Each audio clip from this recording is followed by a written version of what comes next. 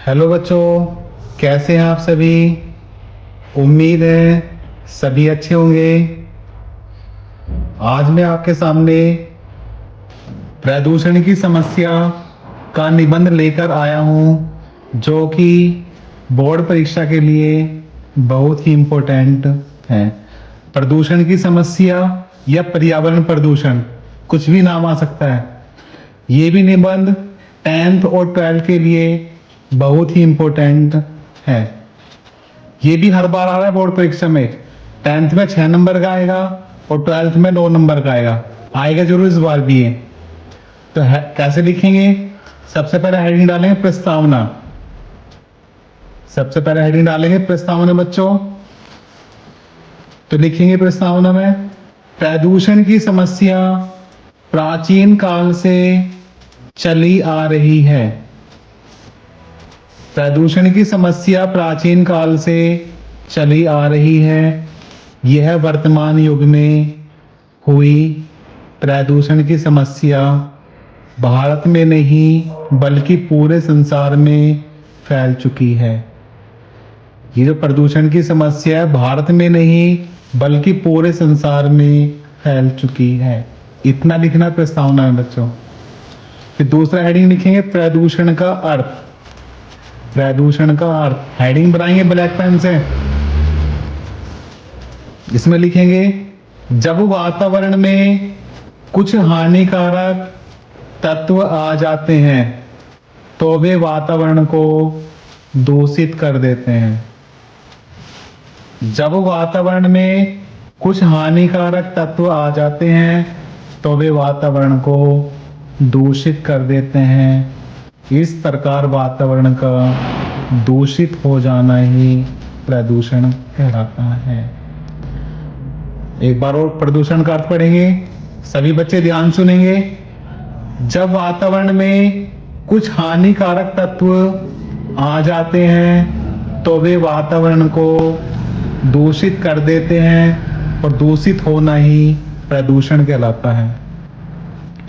फिर अगला हेडिंग लिखेंगे प्रदूषण के प्रकार। प्रदूषण के प्रकार ब्लैक पेन से हेडिंग बनाएंगे। इसमें लिखेंगे प्रदूषण के प्रकार निम्नलिखित है। प्रदूषण के प्रकार निम्नलिखित है।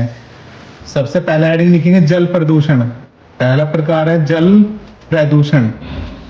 इसके अंदर लिखेंगे, जल हमारे लिए बहुत उपयोगी है, इसलिए जल को ही जीवन कहा जाता है। आजकल जल प्रदूषण भी एक बड़ी समस्या बन चुका है। कारखानों का दूषित जल नदी नालों से निकलकर सारे जल को खराब कर देते हैं। इतना लिखेंगे जल प्रदूषण में। एक बार सभी बच्चे ध्यान सुनेंगे और, जल हमारे लिए बहुत उपयोगी है, इसलिए जल को ही जीवन कहा जाता है। आजकल जल प्रदूषण भी एक बड़ी समस्या बन चुका है। कारखानों का दूषित जल नदी नालों से निकलकर सारे जल को खराब कर देता है। दूसरा हेडिंग है, दूसरा प्रकार है वायु प्रदूषण। वायु प्रदूषण है, इसके अंदर लिखेंगे बच्चों, वायु जीवन का महत्वपूर्ण स्रोत है। वायु जीवन का महत्वपूर्ण स्रोत है। आज उद्योगों के निरंतर बढ़ने के कारण वायु प्रदूषण भी बढ़ रहा है। इस प्रदूषण को दूर करने के उपाय करने चाहिए। इस प्रदूषण को दूर करने के उपाय करने चाहिए। इतना वायु प्रदूषण में लिखना है। तीसरा प्रकार है रासायनिक प्रदूषण। रासायनिक प्रदूषण में लिखेंगे, कारखानों से बहते हुए गंदे पदार्थों के अलावा कीटनाशक दवाइयों और रासायनिक खादों से भी स्वास्थ्य पर प्रतिकूल प्रभाव पड़ता है। ये पदार्थ पानी के साथ बहकर जीवन को अनेक प्रकार से हानि पहुंचाते हैं। इतना रासायनिक प्रदूषण में लिखेंगे। चौथा प्रकार है ध्वनि प्रदूषण। इसमें लिखेंगे बच्चों, ध्वनि प्रदूषण आज भी एक समस्या है। इसे वैज्ञानिकों ने बढ़ाया है। जैसे मोटर कार, ट्रैक्टर, कारखानों के साथ मशीनें तथा लाउड स्पीकरों ने संतुलन को बिगाड़कर रखा गया है, जिससे ध्वनि प्रदूषण भी होता है।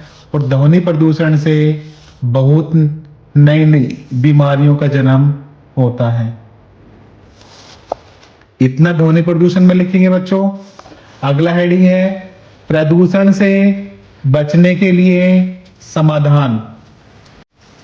बचने के लिए समाधान कैसे करेंगे? प्रदूषण से बचने के लिए प्राकृतिक संतुलन बनाए रखना आवश्यक है। सड़कों के दोनों तरफ वृक्ष लगाने चाहिए। सड़क चौड़ी होनी चाहिए ताकि गंदी वायु को निकलने के लिए स्थान मिलना चाहिए। गंदी वायु को निकलने के लिए स्थान मिलना चाहिए। वर्षा के पानी को इकट्ठा नहीं होने देना चाहिए। ये सुझाव देंगे बच्चों प्रदूषण खत्म करने के लिए। अगला हेडिंग है उपसंहार। उपसंहार में लिखेंगे, खुशी की बात है कि भारत सरकार प्रदूषण के प्रति जागरूक है। उसने 1974 में जल प्रदूषण अधिनियम लागू किया था। भारत सरकार को प्रदूषण से बचने के लिए और भी कुछ करना चाहिए। इतना लिखिए उपसंहार में बच्चों। आई होप बच्चों मेरा ये निबंध सभी को पसंद आया होगा। ये निबंध बोर्ड परीक्षा के लिए बहुत ही इम्पोर्टेंट है, जो कि आप सभी को पूरे नंबर दिलाएगा। अगर ऐसे लिखते हो हेडिंग बाय हेडिंग तो पूरे नंबर मिलेंगे। सही है बच्चों। अगर मेरी वीडियो आप सभी को पसंद आए तो लाइक, सब्सक्राइब, शेयर करना ना भूलें। लव यू बच्चों, बाय बाय।